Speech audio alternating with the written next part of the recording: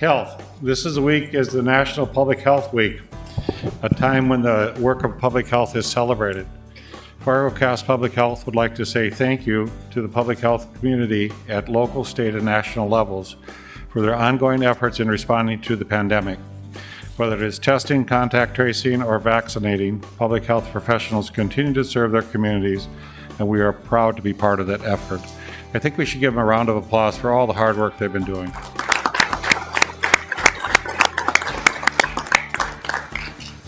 I think Desi's on by camera at least.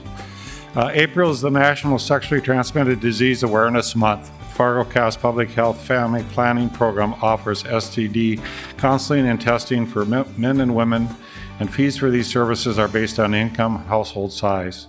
No one has ever denied testing due to inability to pay. The library's at it again. This is National Library Week, and this year's theme is Welcome to the Library. Libraries of all types participate and celebrate this annual week-long event to emphasize the idea that libraries extend far beyond the four walls of any building, and everybody is welcome to use library services. During the pandemic, libraries have been going above and beyond to adapt to the changing world by expanding resources and continuing to meet the needs of their patrons. Whether people visit in person or virtually, libraries offer opportunities for everybody to explore new worlds and become their best selves through the access to technology, multimedia content, and educational programs. Tim Dirks would say we have one of the finest libraries in the land, and our team does a great job of keeping people involved and being part of it. The Alexander Hamilton Immigrant Patriot Visionary exhibit is on display at the Downtown Main Library through April 28th and is free and open to the public during regular library hours. The National Traveling Exhibit was developed by Gitter Lehrman Institute of American History and is made possible by Rockefeller Foundation. April's stay-at-home book party event is April 15th at the library's Facebook page. Other. On Monday night, March 22nd, the Fargo Fire Department responded to a fire at the former Mid-America Steel building in downtown Fargo. Following this is one of the videos that captured on-the-scene moments from the evening and showcases some of the tools and technology used by our fire department to successfully handle these scenarios. We are grateful to have such outstanding first responders keeping our community safe every day.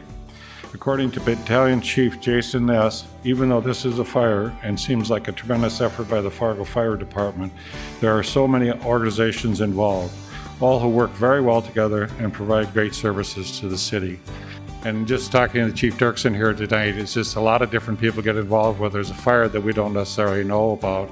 Xcel Energy might cut the power so you don't have that problem. Salvation Army might come by and feed the firemen during the night. There may be other people that help in various different ways with our West Fargo Moorhead agreements. So he just wanted to do a shout out for all the people when there's a fire that come out and help. So we have a video now.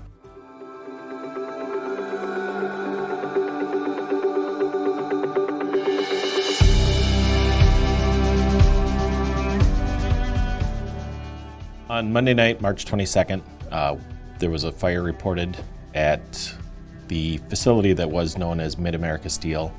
So initially it came in as fire smoke showing. When the first crews arrived on scene, they found a heavy amount of smoke showing and they could see flames coming out of the windows. So it was initially dispatched as a first alarm fire, which brought 4 engines, a truck, and a battalion chief. Our battalion chief, Jason Ness, quickly upgraded that to a second alarm fire. What makes a fire like this unique is, first off, it's an intensive amount of resources. It also takes an intensive amount of time. In most incidences we go to, they're a very short time frame. You might be there from 15 minutes to 2, 3, 4 hours. In this incident, with the size of the building and how complex it was, we knew that we were going to be there at least through the evening, and then some of the operations would continue into the next day. Some of the difficulties with this fire, it was an abandoned building. We knew it was abandoned, so we had told our personnel ahead of time that to be aware of that fact. Knowing that it's abandoned, there still could be people inside, so it's something we wanted to make sure that we searched as soon as we could with the heavy volume of fire that was showing. In this incident, due to the amount of fire that had been done and the damage that had been done to the building, we had to be very careful with putting individuals inside the structure. And once you get that much fire, you need larger water streams to control it.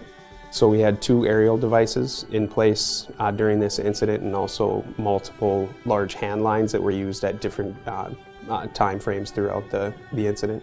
A drone was brought in, and it was very helpful to be able to use the thermal imaging camera that's on the drone to view from above and see where the heat signatures were, see where the heat was moving within the building. We were able to stream that to the battalion chief vehicle, so the incident commander could sit in the battalion chief vehicle, do all his regular duties that he's communicating on the radio, and see exactly what the drone operator was showing us, which was very helpful because it was a large complex, very difficult to walk around the whole thing with fences and other buildings in place, and the amount of smoke that there was. In an incident of this size, it requires a tremendous amount of department resources, also requires a tremendous amount of coordination through other agencies in the city. A few of the agencies that we had involved in this incident was obviously us as the fire department. We also had assistance from Fargo PD. We also had assistance from Fargo Public Works, FM Ambulance, also the Salvation Army, and also the Red Cross. So it really does take a tremendous amount of effort. All of that is also done directly through our Red River Regional Dispatch Center. Even though this is a fire and seems like a tremendous effort by the Fargo Fire Department, there are just so many organizations that are involved, and we all work very well together and provide great services to the city.